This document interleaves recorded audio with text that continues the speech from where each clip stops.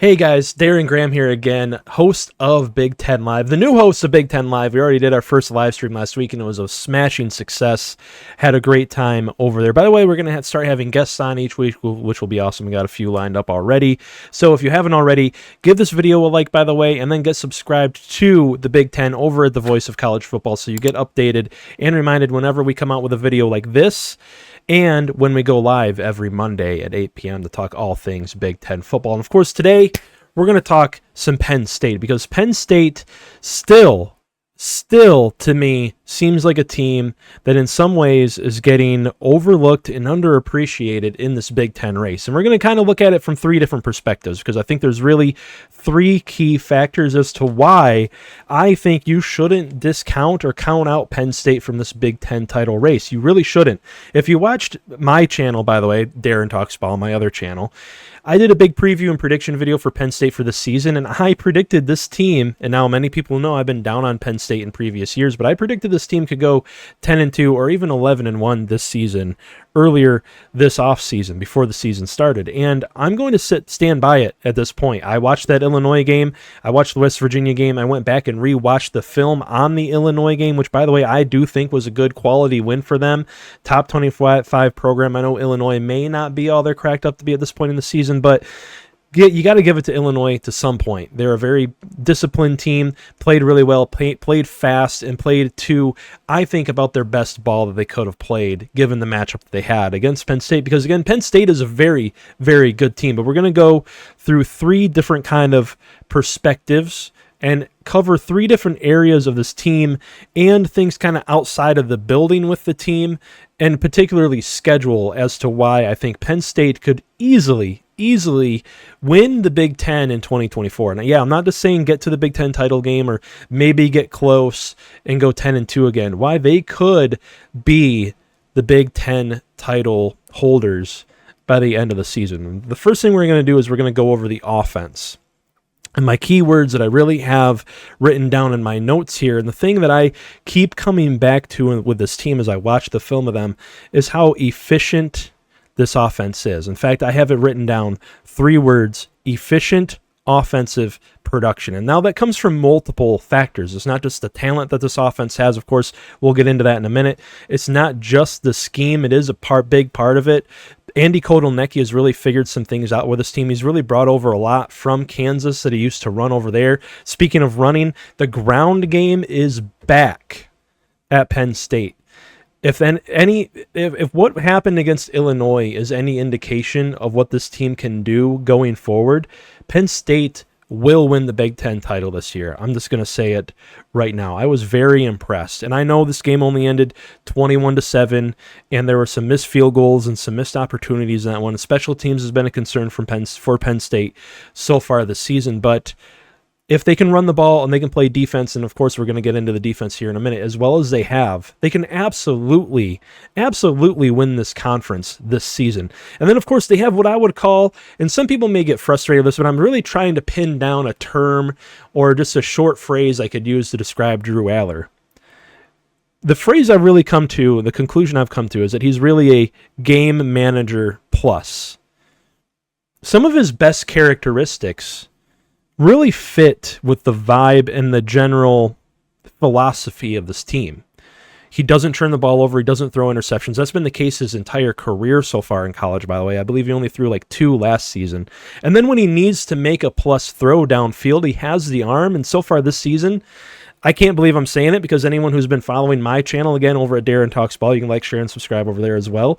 I've been critical of Aller in the past, but he's throwing the ball downfield effectively, stepping up in the pocket, manipulating the pocket better, by the way, keeping his eyes downfield. He's doing a lot of things that you want to see a productive quarterback do in a system like this. And speaking of this system overall, so far this season, they're 9th in rushing offense, averaging 5.8 yards per rush, 251 yards per game. And just like in this Illinois game, just like in the West Virginia game earlier this season, I'm referencing those two games because I think those are the two best opponents that they've faced so far this season. The offensive line, and not just the offensive line, but the tight ends and the wide receivers, and everybody on this team is involved in the run game, by the way. This is a team that has really made it an emphasis to run the football much better this season. And it's really funny to me. We make all of the, at least on my channel we have, and I've seen it out there here and there and other places as well. We've made the comparison between this year's Ohio State team and the 2023 Michigan team. Of course, schedule-wise, there's obviously a big comparison there. Ohio State didn't play anybody in the out-of-conference. Now their season's kind of ramping up. And, their roster is full of fifth- and sixth-year guys and fourth-year guys that have decided to come back who could have went to the draft. And everyone knows those comparisons so far. But I think we're missing something, too. I think we're missing another team that you could really make some comparisons to, that 2023 team in the Michigan Wolverines. Of course, the comparisons are going to happen because Michigan is still king of the mountain, so to speak, until they get, until another team wins this conference and wins the national championship. Michigan was, of course, the defending national champion, is why I'm going this route. But think about it. What did Michigan really, really base their entire philosophy on over the past few years? It was being more physical than you. It was pounding the rock, running the football consistently, not giving up on the run game, by the way, when it does start to falter. And we saw a little bit of that in the Illinois game. There were times where it was a little difficult to run the football, even earlier in this game, even though I know they scored on their first drive, but bear with me here. And Andy Kotelnicki didn't give up on it. Instead, he found other ways to run the football. And, again, going back to that comparison to Michigan from last year, they don't just have one, but two great running backs. Katron Allen and Nick Singleton are the truth. And their offensive line really resembles that of like the 2021 and 2022 Michigan offensive lines. This offensive line in this game was just dominant. And I go back once again, especially with the scheme. This team runs a ton of Tyler Warren at H-back and even Wildcat. Wildcat with Tyler Warren in this game against Illinois in the red zone was just, I just loved it. Schematically, they're dialing things up and everyone is bought in on that offense, it seems like, to running the football. Even the wide receivers get involved. But it's not just running the football either. Drew Aller has really stepped up his game so far this season. Fifth, and I go back to it again. Efficiency. Efficient offensive production. This team controls the time of possession. They run the ball effectively, chunk plays 6, 8, 10 yards at a time. And then Drew Aller is there when you need him. Fifth in passing efficiency rating so far this season with a 197.64. I'm going to list off some names, by the way, that outranks in terms of passer efficiency rating, That outranks Dylan Gabriel. That outranks Nico Amaliva, however you pronounce it. I don't know. I'm a white dude from the Midwest, and I can't pronounce those names terribly well, I have to be honest. That outranks Will Howard, Garrett Nussmeier, Shadur Sanders, and Carson Beck. Drew Aller is playing at a very high level so far this season, and especially when you give him the support system that he has. Again, that offensive line, even minus Olu Fashanu, who they lost, one of the better offensive tackles in all of college football from last season. We had questions about this offensive line. They're playing well. They played well in the West Virginia game. They played well in the Illinois game. They played well in other spots so far this season. And it's interesting to me, too. I know some of you might already be chiming in the comments. Well, what about the Bowling Green game? Well, go back to that Michigan comparison again. Michigan won the national title last season. They won the Big Ten 3 years in a row. But people forget there were spots where they struggled a little bit here and there, too, and out of conference. Michigan struggled against Bowling Green last year. Just a little note that I find a little interesting parallel that ultimately has nothing to do with the quality of these two teams we're talking about, or this team we're talking about here, but it is a little interesting to me. But this team is physical, dominant up front, and they have a damn good quarterback in Drew Aller, and I don't think enough people are talking about him, which is why we're talking about him here. 56 of 79 for 864 yards, 8 touchdowns, and just 1 pick, 71 completion percentage. And I griped about this for the majority of his early part of his career. The yards per attempt weren't there. The shots downfield weren't quite there. The throws, even in like the intermediate level, last year was a lot of dink and dunk stuff with Drew Aller. It seemed like they were afraid to really use him. This year, he has a 10.9 yards per attempt average, and you see it on the film. At times, they're really relying on Drew Aller to find his receivers in soft spots, especially in zone coverage. They run a lot of crossers. They run a lot of digs. He hit a big dig route in this one. I'm blanking on who. I think it was to Evans or Fleming, one of them, over the middle for a good gain earlier in the game. He's making good throws downfield, and that 71% completion percentage, along with the 5.8 yards per rush that they're getting right now, means that this offense is efficient. Not only efficient, with Drew Aller being an improved passer, it makes you defend the entire field as a defense. And what does that do? That just opens up the run game even more. This offense really ultimately, between Drew Aller passing the ball pretty well, and them being able to run the ball as effectively as they had, has made them a two-headed monster in that way. 14th in offensive SP plus, by the way, so far this season. Just 14th, but when you think about it in the SP plus scores, they're only 1 point. 1 point in the SP plus scores as far as offense behind Tennessee, you know, the juggernaut Tennessee offense and Josh Heupel and those boys down there in Knoxville. But it's not just the offense. I want to be talking about this team if they just had a great offense that was kind of carrying them. The note I really have here for the defense, similar to Michigan in 2023 again, is that they're simply dominant at all levels. There's not a single level. If we think of defense in terms of the defensive line, the linebacker unit, and then the defensive backfield, there's not a single level that lacks talent. Along the defensive line, you've got, of course, Abdul Carter, Donnie Dennis Sutton, and Zane Durant is a guy who really stood out to me in that Illinois game at defensive tackle. Had a sack and a couple tackles for a loss, if I remember right. Then you got linebackers Kobe King and Dominic DeLuca. Secret weapon, by the way. They're also rotating Carter around. I love how they used Carter in that Illinois game, moving him around, kind of a Sam linebacker role at times, more at edge, standing up, you know. What would you call it? One technique, three? I don't know the different techniques. I'm not going to lie. But standing up out at edge, more of a blitzing Sam linebacker. They have him blitz down the middle in kind of the A gap sometimes. I love the use of Abdul Carter, especially in true passing situations. I love how they used him as kind of their secret weapon. And then their defensive backs at the third level are also really good as well, which is crazy. We talked about the offensive line a minute ago and the talent that they lost there, and still being able to be a very competitive, very good offensive line this season. We all know they lost some guys from the past couple of seasons in the defensive backfield, but this year, guys that are standing out to me are Cam Miller, Jalen Reed, and the Georgia transfer A.J. Harris, who had a huge interception in this Illinois game that ultimately sealed it. I talked about it on this channel a few days ago in the live stream in case you missed it.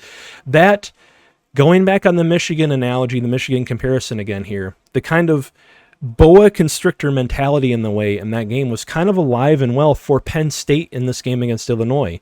That game was 14-7, and it seemed like it was a grudge match, and maybe Illinois could have done something, but you really felt like it was inevitable that Penn State's talent and their physicality and their ability and willingness to just dominate in the run game was going to take over, and that their defense was going to find a way, and ultimately they did. Whether their offense or their defense was the one to find the way, the defense ultimately got the interception that really flipped things, and they were able to convert and all that good stuff. But third overall so far this season, by the way, in defensive SP+, 16th in team pass efficiency defense with a 109.5 score against them. 31% third down success rate, that's 31st, just outside of the top 30. 7th in run defense, this team is giving up just 2.3 yards per rush to opponent. 14th overall in pass defense, giving up just 5.78 yards per attempt, and they are 7th in scoring defense at 11.5 points per game. Now, some of you may say these stats don't matter, they haven't really played anybody so far, but what I've seen both on the film and in the stats lines up. This is a very, very good defense, and now they have an offense with an offensive line and a running game to match it. And people are going to think I'm crazy here. People might think I'm a little nuts, and honestly, I kind of am. In case you haven't noticed, in case you haven't watched the live streams, in some ways I will go off the deep end sometimes, and maybe I'm doing that here, but in a few weeks, and this is where we get into the schedule, I'm going to pop the schedule up on the screen. Nope, that way. Here, somewhere in here, we're going to pop that up on the screen right here. They play Ohio State in a few weeks, and if they keep playing the way that they're playing, especially running the football at home against Ohio State, I'm going to say it right now, they can absolutely beat Ohio State. Are you kidding me? With the ground game they have, with the scheme they're running, by the way, getting Tyler Warren, by the way, bringing in the backup quarterback at times to be a running quarterback. Evening numbers, by the way, in the run game is a huge thing, especially against a team like Ohio State, and you may see them do that. By the way, Drew Aller got out on some blocks. Drew Aller got running sometimes. You have to worry. There's so many threats to go down a rabbit hole of the run game again.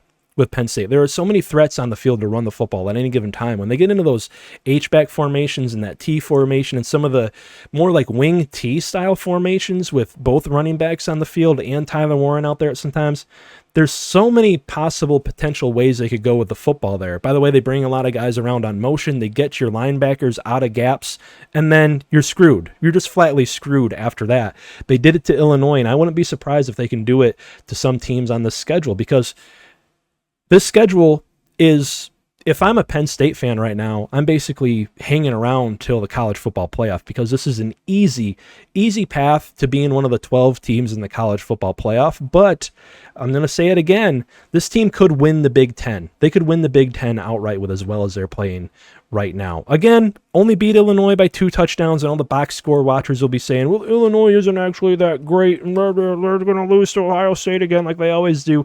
I'm telling you, it's different. From my eyes, from my perspective, it looks different, and that ground game has been impressive. But anyway, they play UCLA up next. That won't be too difficult of a challenge, obviously. UCLA just got absolutely handled by Oregon. They lost to LSU. They've lost to Indiana. UCLA is having a terrible season with a first-year head coach. They go to USC, which, by the way, lost to a Michigan team that, what does Michigan do best? They run the football and they play great defense. Penn State has a better rushing offense right now, by the way, than Michigan in the statistical rankings. I know Michigan had to play Texas, and that probably skewed the stats a little bit, but facts are facts. Penn State can run the football. They can play great defense. By the way, I think Tom Allen, there's his name. Tom Allen, the new defensive coordinator at Penn State, I think his scheme is more tailored to playing USC, but I'm going to save that for our Penn State versus USC preview and prediction, which we'll do some previewing of that game on the channel here at Voice of College Football when it comes up as well as on Darren Talks Ball. They get a bye week. They play at Wisconsin, a team that just lost to USC and got absolutely blown out by Alabama, a team that lost their starting quarterback. They play Ohio State at home, and again, if Penn State keeps playing the level of quality play that they've been playing the last few weeks, especially in the run game with the offensive line playing as well as it is, they could win that game. I really do think they could win that game. Then they play Washington, who just lost to Rutgers. They go at Purdue, who just fired their offensive coordinator, at Minnesota, who's already lost to Michigan and North Carolina, both teams strong running teams, by the way, just like Penn State. And then they finish out the season with Maryland, who's already lost to MSU and Indiana. 10-2 is the worst-case scenario for this Penn State team, and 10-2 is going to get you into the playoff as a Big Ten team, especially with, strength of record and strength of schedule and everything these days that we're going to start looking at. It's going to be like looking at fucking KenPom and shit, like college basketball. I honestly don't like it, but it is what it is. The playoff system would have been better at like 8 teams, in my humble opinion, but that's just me. Give your 4 Power 4 conference champions and then some at-large bids. Call it good. Notre Dame doesn't need to get in. They always lose in the first round anyway. There's my little Notre Dame slander for this video. But anyway, yeah, schedule lines up.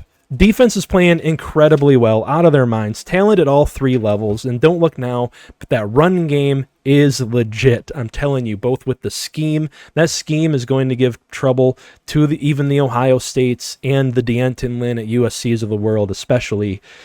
10-2 is the worst case scenario, and if they go 11-1, don't look now, but they could end up with a lot of these big higher tier Big Ten teams playing each other. They could end up getting into the Big Ten championship game and even winning it. And that concludes this video about Penn State. Again, don't forget to give this video a like, get it up into the algorithm, get eyes on this channel. We're going to grow this baby. We're going to get this baby to 2,000 subscribers pretty soon. And subscribe if you haven't already. And as always, and forever, till the end of time, be kind to other people out there. And I'll see you guys soon.